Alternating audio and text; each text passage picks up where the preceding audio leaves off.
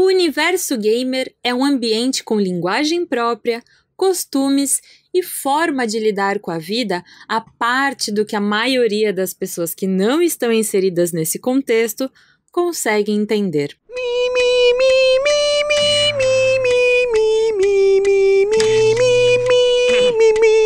Olá, seja muito bem-vindo ao podcast Oliver Talk. Meu nome é Stephanie Ferrari e hoje vamos explorar mais toda a história do caso Razer e trazer alguns dados importantes para te ajudar a compreender toda essa história. Vamos lá? Inicialmente, quando ainda nem se debatia muito sobre essa lógica de brinquedos para meninos e brinquedos para meninas, o universo gamer era predominantemente masculino. Não porque não se permitia a entrada de mulheres, mas pura e simplesmente porque as mulheres, em linhas gerais, não se interessavam por tecnologia de maneira tão expressiva quanto os homens. Existem vários entendimentos para isso, e um deles é até antropológico. Mulheres tinham menos interesses por jogos de luta, de corrida, de ação, enquanto isso sempre foi uma realidade muito presente no universo masculino. As faculdades de informática e engenharia da computação, inundadas por cálculos e disciplinas técnicas, eram menos escolhidas pelas mulheres, que tinham uma tendência às ciências humanas e biológica do que às exatas. Segundo o Censo da Educação Superior de 2016, as mulheres, que são maior parte da população brasileira e representam 57,2% dos estudantes matriculados em cursos de graduação no país, escolhem a sua carreira predominantemente em cursos com menos cálculos e áreas com maior interação humana. O aumento das mulheres nos cursos superiores simplesmente não acompanhou a proporção entre homens e mulheres nos cursos de ciências exatas. O mesmo relatório mostra, por exemplo, que nos cursos de engenharia, a participação feminina está entre 10% a 35%. Para você ter ideia, a criação dos primeiros jogos eletrônicos limitou-se a testes e demonstrações de teorias relacionadas às áreas como a interação humano-computador, a aprendizagem adaptativa e a estratégia militar nos primórdios dos jogos digitais entre 1950 e 1960. Posteriormente, os jogos foram ganhando outras personalidades e adaptações, visando sobretudo o entretenimento e a formatação e sistemas diferentes para se jogar. Por exemplo, com a evolução da tecnologia e o crescente interesse nesse mercado, atendendo às novas necessidades de consumo, empresas como a Sony, a Microsoft, a Nintendo e outras passaram a desenvolver e investir no mercado de games em diversas plataformas, de consoles, de portáteis e do PC. Quando eu comecei a me interessar sobre games lá em meados de 2001, esse meio era preponderantemente masculino. Eu era uma agulha no palheiro. Os garotos que já tinham seu linguajar natural de meninos, sempre com aqueles cumprimentos com xingamentos e brincadeiras até de mau gosto, não mudaram os seus hábitos simplesmente por eu ser mulher. Na verdade, alguns deles até me tratavam melhor por isso. Outros achavam um absurdo eu ser tratada diferente somente por ser mulher. Na cabeça de vários garotos, naquela época, era inaceitável eu ter privilégios e conseguir itens nos jogos pelo simples fato de eu não ser homem. Alguns até comentavam: jogue, se esforce e você conseguirá as coisas como nós. Aí é que entra o discurso idiota feminista. Primeiro, porque se as mulheres querem equidade em um cenário completamente masculino, elas devem ser tratadas exatamente da mesma maneira que os homens já se tratam. E a segunda coisa é a questão de se colocar como inferior e se vitimizar por isso. Se a mulher não se considera inferior, basta ela provar para ela mesma, através do seu empenho, que ela pode e consegue fazer. E na realidade nem é uma questão de provar por ser mulher, é uma questão de competitividade. Jogos são competitivos. Aceite isso. Se você não consegue entender que um ambiente de jogo tem disputa independente do que você tem entre as pernas, só saia do seu computador e vá pescar. E por fim, se você é uma mulher e alguns homens te tratam diferente por respeito, é natural que o contrário disso também acabe se expressando de alguma forma, não? Existe todo o tipo de homens que te verão de todo o tipo de maneira, exatamente como funciona na nossa sociedade. Uma coisa que as pessoas costumam confundir e não assimilam é que o universo dos games é reflexo da sociedade. E, na sociedade, as pessoas são legais, as pessoas são respeitosas e as pessoas podem ser arrogantes e babacas. As pessoas agem conforme elas querem, conforme a sua educação lhes permite e conforme a sua psique opera. Se um maluco psicótico tiver potencial para matar um ser humano na vida real, ele poderá ter essa mesma expressão de violência em um local onde ele é seguro. Afinal de contas, escondido atrás de um computador, esse tipo de mente adoecida reina.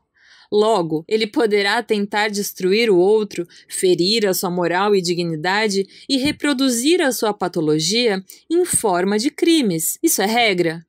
Não. Pessoas adoecidas existem em toda parte da sociedade.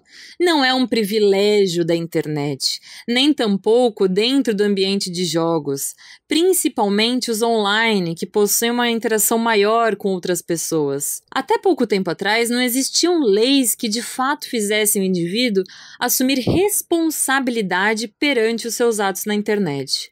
Muitos, inclusive, diziam que era terra sem lei, as regras não eram claras e, posteriormente, a sociedade viu a necessidade de criar normas para punir pessoas que se excedem. Atualmente, a sociedade mudou tanto os seus padrões de comportamento que, se você perguntar para uma criança ou para um adolescente o que você quer ser quando crescer, não assustaria escutar de uma grande parcela de jovens algo como eu quero ser youtuber, eu quero ser streamer, eu quero trabalhar com jogos e coisas que eu gosto de fazer. Não é justo e nem plausível comparar as sociedades de 1950, 60, 70, 80, 90, enfim, e início dos anos 2000, quando aqui no Brasil as pessoas começaram a ter acesso a essa internet com que experienciamos hoje, e com a extensão da informação, a acessibilidade e a globalização.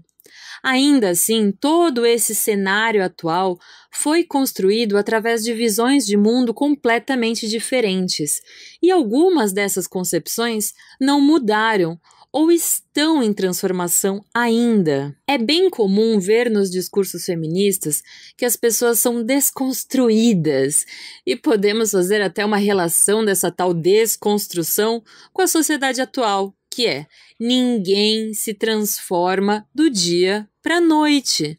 O discurso de desconstrução parece muito bonito, muito honesto, mas não é dessa forma que a sociedade opera. Ela não muda as leis e os comportamentos porque uma parcela resolveu se sensibilizar. São processos. Tudo o que você conhece hoje sofreu algum processo de mudança e de adaptação. E, pasmem, algumas coisas simplesmente foram mantidas porque elas funcionam. A novidade pode amedrontar muitas pessoas, mas cabe a nós, enquanto sociedade, avaliar se essas mudanças estão sendo benignas e caminhando para a nossa evolução. Nem toda quebra de paradigma e de conceitos é boa ou vantajosa. Existem diversos casos na história que comprovam isso. Mas esse assunto pode ser tema para um outro podcast. Pois bem, agora que você acompanhou o processo histórico envolvendo a sociedade e a tecnologia, vamos entender um pouquinho sobre os casos que estão em pauta essa semana. Você pode pode achar que a repercussão desse caso Razer foi somente em função de uma garota falando bobagem na internet, mas não, meu caro, é muito mais do que isso.